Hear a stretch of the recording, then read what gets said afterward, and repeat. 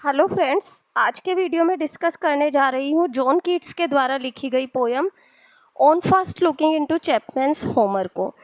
John Keats के बारे में पहले थोड़ी सी जानकारी दे दूं आपको। जॉन कीट्स का जन्म हुआ था 1795 में, अक्टूबर 29 को, मूरफील्ड्स लंदन में। काफ़ी कम उम्र में उनकी मृत्यु हो गई थी, 23-24 साल की उम्र में।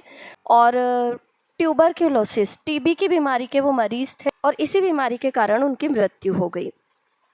यहाँ ये जो पोयम है, इसके बारे में भी आपको जो बहुत ही प्यारा सा बैकग्राउंड है इस पोयम का, उसकी जानकारी दे दूं पहले।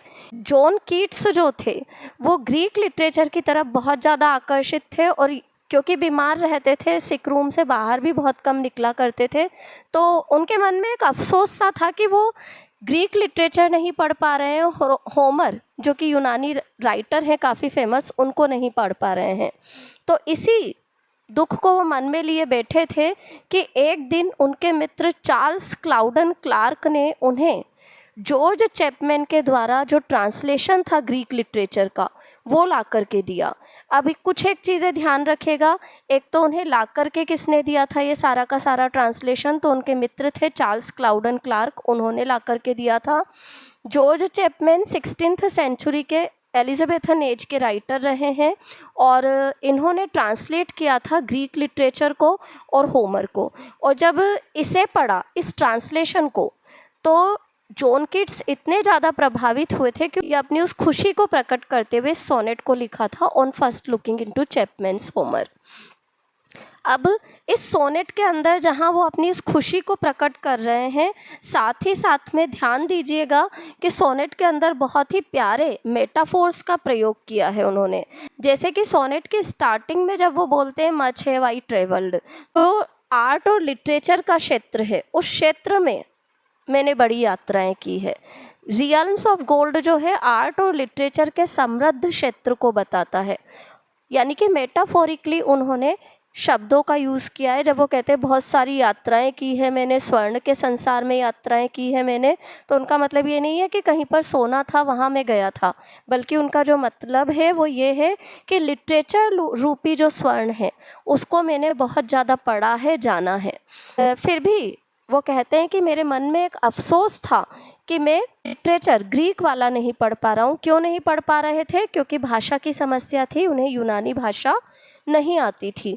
फिर जब चैपमैन का ट्रांसलेशन उनके हाथ लगा तो उन्हें ऐसा लगा जैसे तो नक्षत्रों को खोजने वाला कोई खगोल शास्त्री है, वो अपने आप को कंपेयर करते हैं वो वापस से, और या फिर खुद को कोर्टेस से कंपेयर करते हैं जिन्होंने कि पैसिफिक को खोजा था।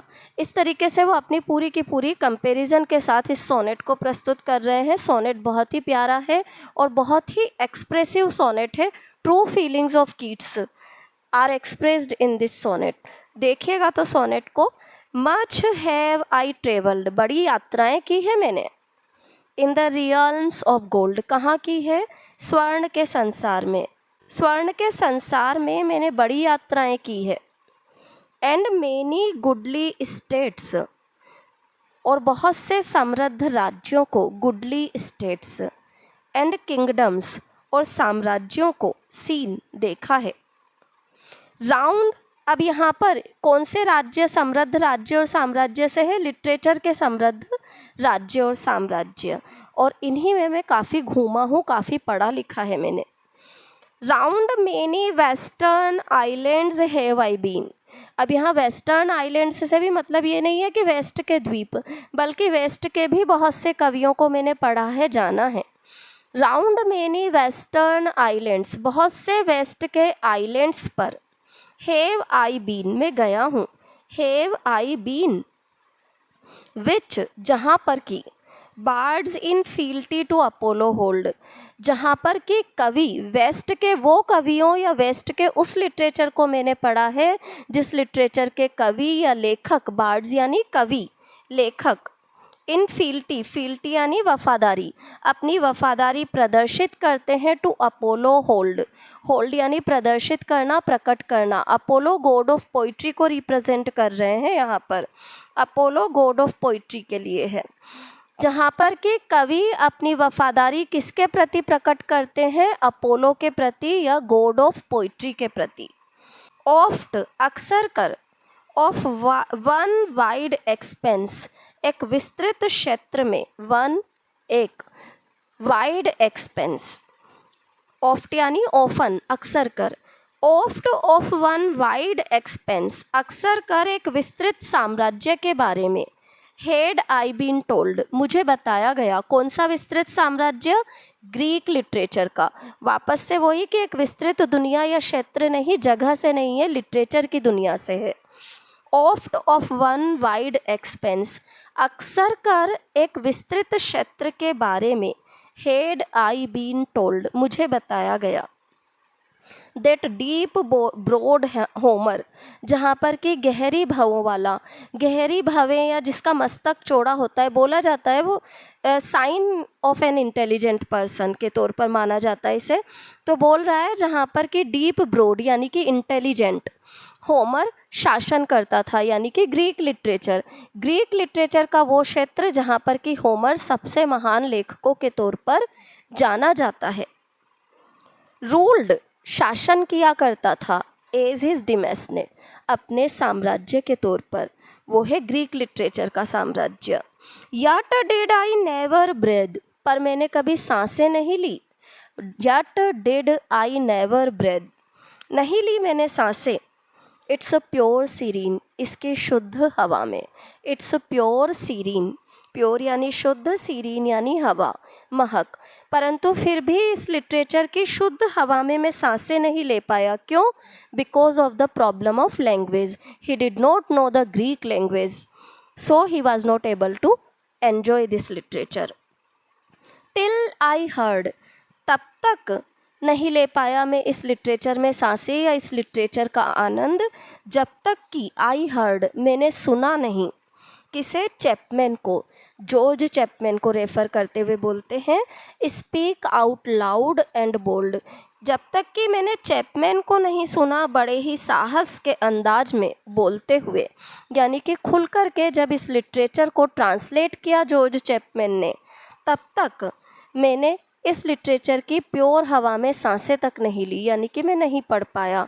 फिर चैपमैन ने ट्रांसलेट किया और जब चैपमैन का ट्रांसलेशन मिला तो क्या हुआ, आगे पोइट कहता है देन फेल्ट आई मैंने महसूस किया, like some watcher of the skies आकाश में नक्षत्रों को देखने वाले किसी प्राणी के तौर पर, like some watcher of skies, watcher of skies यानी आकाश के नक्षत्रों को देखने वाला कोई व्यक्ति यानी कि खगोल शास्त्री, मैंने अपने आप को एक खगोल शास्त्री के तौर पर महसूस किया, जैसे तो किसी उसे कोई नया नक्षत्र मिल गया हो, बिल्कुल ऐसा ही मुझे महसूस हुआ जब चैपमैन का ट्रांसलेशन मेरे हाथ लगा। व्हेन अ न्यू प्लैनेट जबकि एक नया नक्षत्र, swims into his can, can यानी नज़र, जबकि एक नया प्लेनेट उसकी नज़रों के आगे आ गया तो जैसा उसे महसूस हुआ वैसा ही मैंने महसूस किया, स्विम्स इनटू हिज कैन। और लाइक स्टाउट कॉर्टेज या फिर मोटे ताजे कॉर्टेज जैसा मैंने महसूस किया, स्टाउट यानी मोटे शरीर का या हेल्दी, कॉर्टेज यहाँ पर हर्नेंडो कॉर्टेज को रेफर किया गया है जिनका समय काल रहा 1485 से 1547 तक। इन्होंने मेक्सिको को कॉन्क्वायर किया था, जीते थे ये और मेक्सिको में एंटर भी कर गए थे। इसके अलावा इनका जो पूरा ग्रुप था उनमें से एक सदस्य थे बाल्बोआ, जिनकी सबसे पहले नज़र पड़ी थी पैसिफिक ओशियन पर, यानी कि ओरिजिनली ये कॉर्टेज नहीं थे जिन्होंने कि पैसिफिक ओशियन को खोजा, बल्कि उनके साथी थे बाल्बोआ जिन्होंने कि पैसिफिक ओशियन को खोजा था। तो ये चीज़ भी ध्यान रखिएगा, 1513 में ये घटना हुई थी पैसिफिक ओशियन को ढूंढने की। तो यहाँ पर वो अपने आप को कॉर्टेज से कंपेयर कर रहे हैं, लाइक स्टाउट कॉर्टेज, कॉर्टेज की तरह मैंने खुद को महसूस किया। वहन विद ईगल आइज, कॉर्टेज जो कि अपनी तेज नज़रों से क्या करा उन्होंने, stared at the Pacific, Pacific ocean को देख लिया। एंड ऑल हिज मेन, और उसके जितने भी साथी थे कॉर्टेज के, लुक्ड एट ईच अदर, वो भी एक दूसरे को देखने लगे, लुक्ड एट ईच अदर, कैसे देखने लगे, विद अ वाइल्ड सरमाइज, एक जंगली आश्चर्य के साथ, विद अ वाइल्ड सरमाइज, एक जंगली से या भौचक्का कर देने वाले आश्चर्य के साथ उसके सारी साथी भी एक दूसरे को देखने लगे। कहाँ पर खड़े होकर के? साइलेंट, शांति से खड़े हुए थे सारे। Upon a peak in Darien, Darien नामक पहाड़ की एक चोटी पर। हम पहाड़ पर खड़े होकर के, एक शिखर पर खड़े होकर के डेरियन की वो देखने लगे। किसे देखने लगे? पैसिफिक ओशियन को वो देखने लगे। यहाँ पर हमारी पोयम कंप्लीट होती है। पोयम का मेरा एक्सप्लेनेशन आप लोगों को अच्छा लगा हो तो वीडियो को लाइक, सब्सक्राइब और शेयर ज़रूर करें। अच्छे तरीके से उन्होंने यहाँ पर सोनेट पैटर्न को या मिल्टोनिक सोनेट पैटर्न को फॉलो करते हुए सोनेट को लिखा है। और भी कोई भी कन्फ्यूज़न हो तो प्लीज़ कमेंट बॉक्स में कमेंट डालें। Thank you everyone.